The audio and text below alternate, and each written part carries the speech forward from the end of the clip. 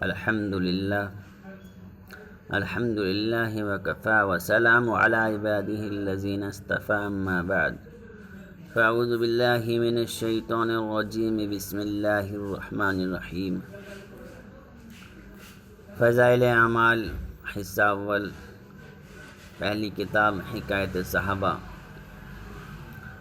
حضرت خباب رضی اللہ تعالیٰ عنہ بن الارت کی تکلیفیں۔ حضرت خباب بن الارت رضی اللہ تعالیٰ عنہ بھی انہی مبارک ہستیوں میں ہیں جنہوں نے امتحان کے لیے اپنے آپ کو پیش کیا تھا اور اللہ کے راستے میں سخت سے سخت تکلیفیں برداشت کی۔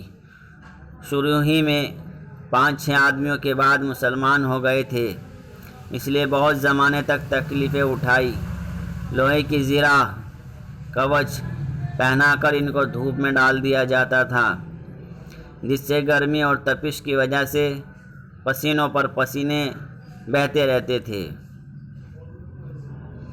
اکثر اوقات بالکل سیدھا گرم ریت پر لٹا دیا جاتا، جس کی وجہ سے کمر کا گوشت تک گل کر گر گیا تھا۔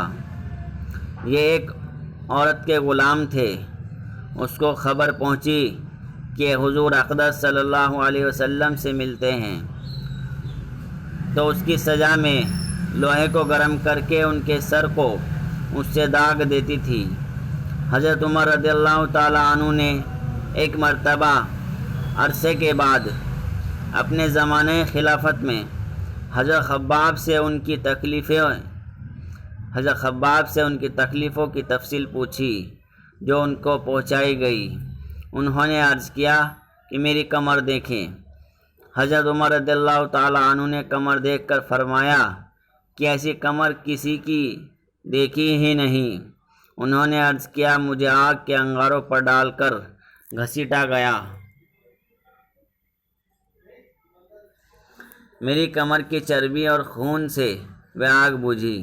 ان حالات کے باوجود جب اسلام کو ترقی ہوئی اور فتوحات کا دروازہ کھلا تو اس پر رویا کرتے تھے کہ خدا نخواستہ ہماری تکالیف کا بدلہ کہیں دنیا ہی میں تو نہیں مل گیا۔ حضرت خباب رضی اللہ تعالیٰ عنہ کہتے ہیں کہ ایک مرتبہ حضور اقدس صلی اللہ علیہ وسلم نے خلاف عادت بہت ہی لمبی نماز پڑھی۔ صحابہ رضی اللہ تعالیٰ عنہ نے اس کے متعلق عرض کیا تو حضور صلی اللہ علیہ وسلم نے ارشاد فرمایا کہ یہ رغبت و ڈر کی نماز تھی۔ میں نے اس میں اللہ تعالیٰ سے 3 دعائیں کی تھی، 2 ان میں سے قبول ہوئی اور ایک کو انکار فرما دیا۔ میں نے یہ دعا کی کہ میری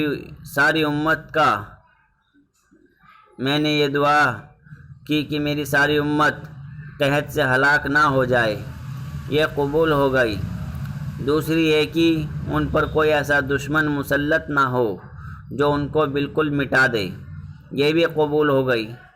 تیسری یہ دعا کی کہ ان میں آپس میں لڑائی جھگڑے نہ ہو، یہ بات منظور نہ ہوئی۔ حضرت خباب رضی اللہ تعالیٰ عنہ کا انتقال 37 ہجری میں ہوا اور کوفہ میں سب سے پہلے صحابی یہی دفن ہوئے۔ ان کے انتقال کے بعد حضرت علی کرم اللہ وجہہ کا گزر ان کی قبر پر ہوا تو ارشاد فرمایا اللہ خباب پر رحم فرمائے۔ اپنی رغبت سے مسلمان ہوا اور خوشی سے ہجرت کی اور جہاد میں زندگی گزار دی اور مصیبتیں برداشت کی۔ مبارک ہے وہ شخص جو قیامت کو یاد رکھے اور حساب کتاب کی تیاری کرے اور گزارے قابل مال پر قناعت کرے اور اپنے مولا کو راضی کر لے۔ فائدہ حقیقت میں مولا کو راضی کر لینا انہی لوگوں کا حصہ تھا کہ ان کی زندگی کا ہر کام مولا ہی کی رضا کے واسطے تھا۔ وآخر دعوانا الحمدللہ رب العالمین۔ جزا اللہ عنا محمد ما هو اہلہ صلی اللہ علیہ وسلم۔ صلی اللہ علیہ وسلم صلی اللہ علیہ وسلم۔ لا الہ الا اللہ محمد رسول اللہ صلی اللہ علیہ وسلم۔